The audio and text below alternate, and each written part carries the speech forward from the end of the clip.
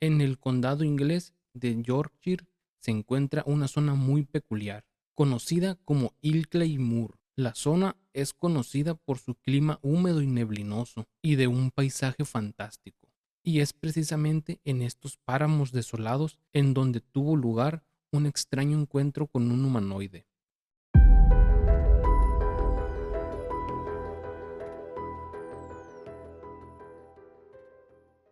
Philip Spencer, el protagonista de nuestra historia, que cabe mencionar, ese no era su nombre real, pero prefirió mantener el anonimato ante los investigadores que llevaron el caso. Philip había trabajado como policía en Londres durante 4 años, pero decidió mudarse a un lugar más tranquilo junto con su esposa y su hijo. El 1 de diciembre de 1987, alrededor de las 7:15 de la mañana, salió de su casa para ir a visitar a su suegro, que vivía en la población cercana de East Morton.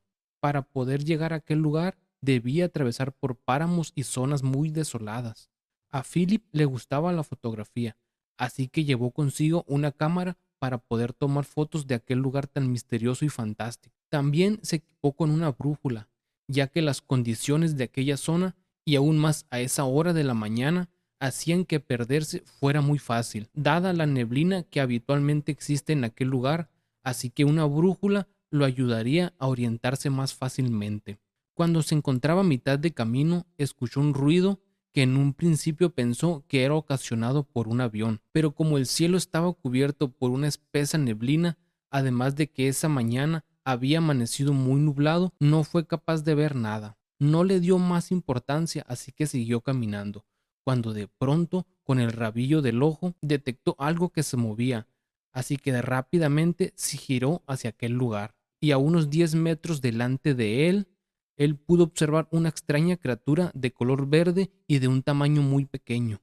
En un principio quedó estupefacto ante la impresión de aquel ser, pero unos momentos después le lanzó un grito a aquella criatura. Aquel humanoide, al escuchar su grito, se giró hacia Philip y agitó unos brazos como si le estuviese saludando. Recordemos que Philip era policía, así que aunque extrañado ante tal visión, se recuperó rápidamente del susto ocasionado.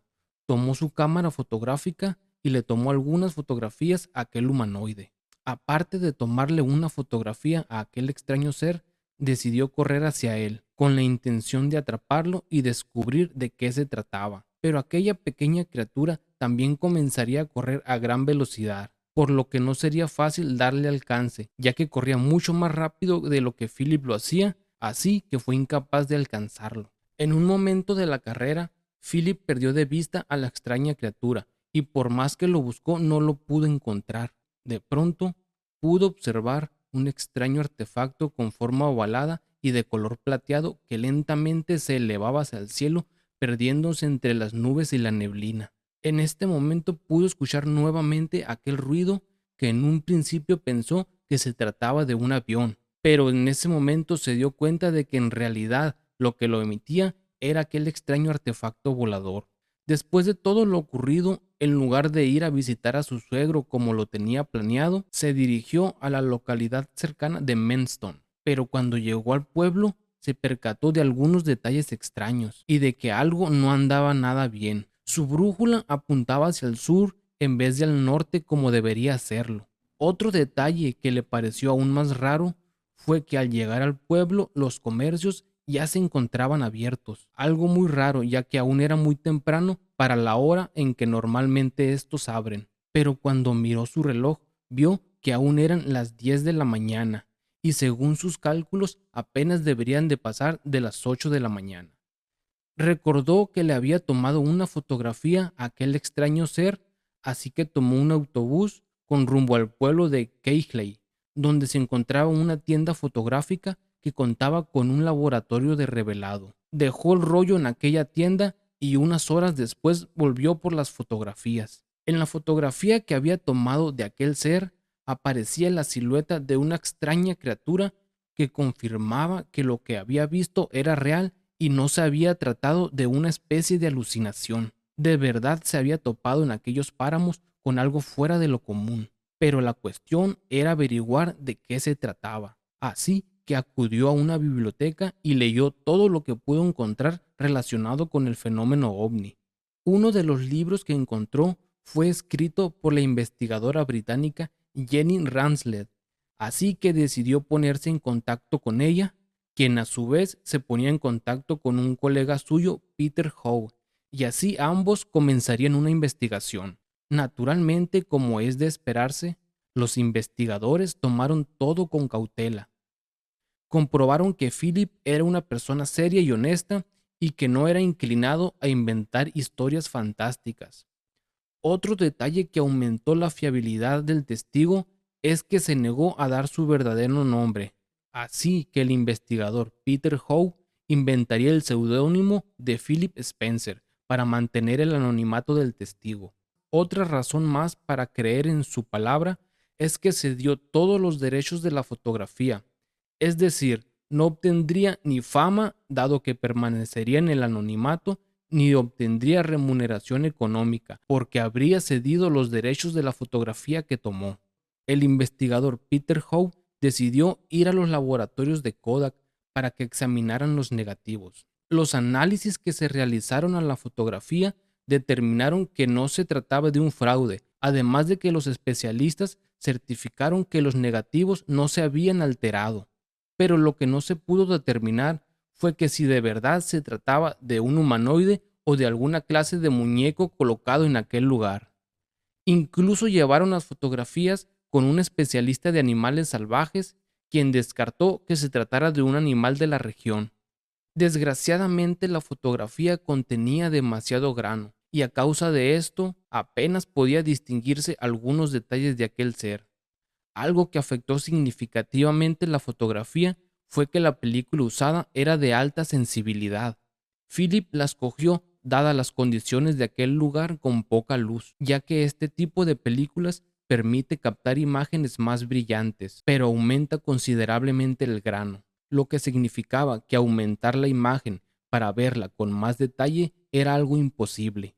Un mes y medio después de que se iniciara la investigación a cargo de los ufólogos Jenny Randles y Peter Howe, sucedería algo muy extraño. Philip recibiría en su casa la visita de dos hombres que se presentaron como oficiales de inteligencia de la Real Fuerza Aérea Británica.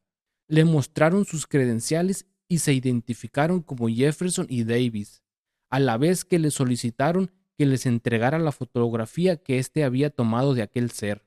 Pero éste les dijo que ya la había entregado al investigador Peter Howe, por lo que los hombres se tuvieron que ir con las manos vacías.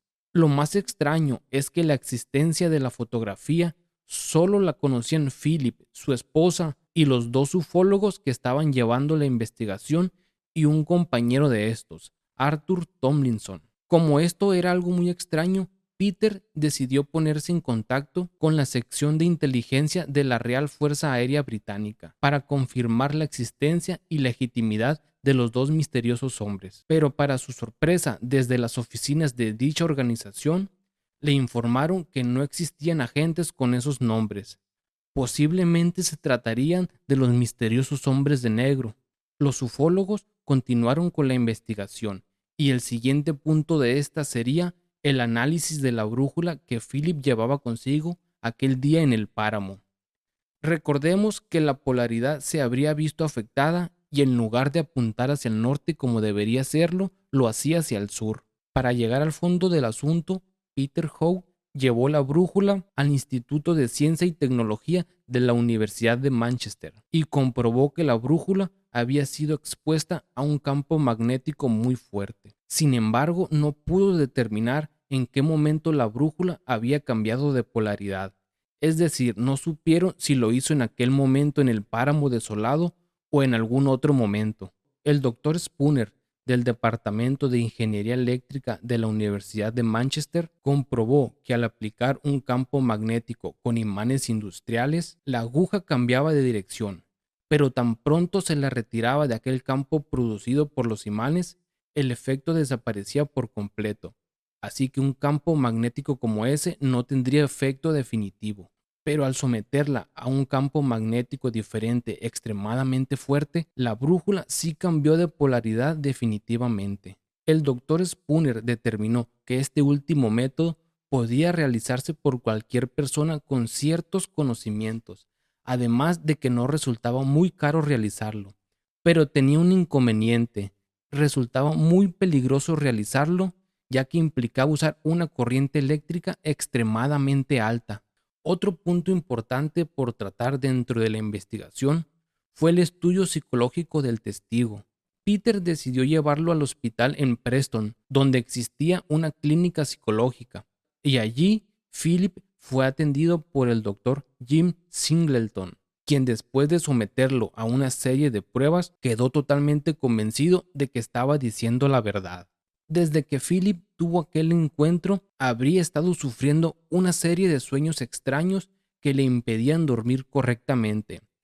Así que, para tratar de dar una explicación al trastorno del sueño del paciente, el doctor decidió someter al testigo a una sesión de hipnosis regresiva. Y ante los asombrados presentes en aquella sesión, Philip contó un relato increíble sobre una historia de abducción. Las palabras de Philip serían las siguientes: no puedo ver nada, como si estuviera dormido. Tampoco puedo oír nada. Ahora comienzo a ver una luz brillante, pero no puedo ver de dónde viene. Estoy en una especie de habitación y escucho una voz que me dice que no tenga miedo, y ya no lo siento.